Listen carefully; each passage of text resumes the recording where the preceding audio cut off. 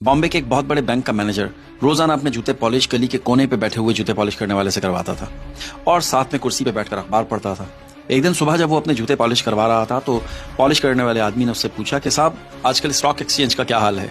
Manager ने उसकी तरफ तंजिया हंसते हुए देखा और कहा कि यार तुम्हारा स्टॉक एक्सचेंज से क्या लेना देना, अपने जूते पॉलिश करो। तो उस पॉलिश वाले ने मैनेजर से कहा कि साहब आप जिस बैंक में मैनेजर है ना, उस बैंक में मेरे 20 करोड़ रुपए पड़े हुए हैं। मैं सोच रहा हूँ कि रकम का कुछ हिस्सा मैं स्टॉक एक्सचेंज में लगा दूं। खैर मैनेजर जूते पॉलिश करवा के अपने बैंक चला जाता है। दिन के वक्त अचानक उसे याद आता है तो वो अपने अकाउंटेंट से पूछता है कि क्या वो जूते पॉलिश करने वाले का हमारे बैंक में कोई अकाउंट वगैरह है। अकाउंटेंट कहता है जी सर, वो हमारे मौजूद कस्टमर हैं, उनके अकाउंट में 20 करोड़ रुपए पड़े हुए हैं। मैनेजर बहुत हैरान होता है।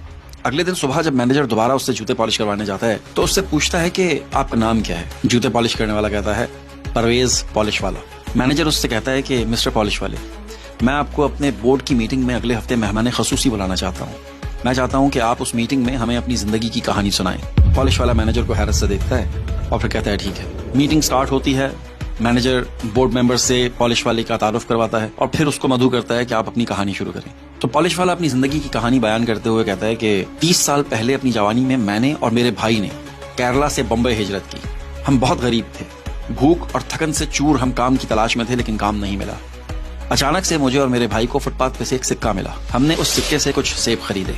हमारे पास 2 रास्ते थे, इन सेबों को खाकर अपनी भूख मिटा लें या फिर इन्हें बेचकर कारोबार करें। मैंने सेब बेचने का फैसला किया, लेकिन मेरा छोटा भाई मुझसे इख्तिलाफ करता रहा। हमारे दरमियान कुछ बहस हुई और उसके बाद वो मुझे छोड़कर चला गया। मैंने वो सेब बेचे और उन पैसों से मजीद सेब खरीदे।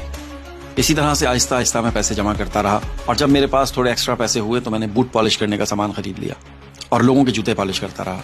मैंने बहुत किफायतशाली से जिंदगी गुजारी। तफरीह या कोई बुनियादी जरूरत पे किसी किस्म का कोई पैसा खर्च नहीं किया। एक रुपया बचाया। कुछ अरसे के बाद यहाँ कोने पर मैंने एक छोटी सी दुकान ले ली और उसमें लोगों के बूट चमकाता रहा और मैंने किफायतशाली से जीना जारी रखा, हर मुमकिन बचत की।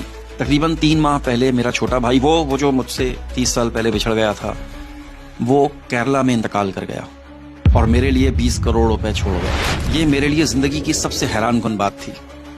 लेकिन इससे भी बड़ी हैरानगी मुझे इस बात पर हुई जब आपने ये समझा कि मैंने 20 करोड़ रुपए जूते पॉलिश करके कमाए हैं।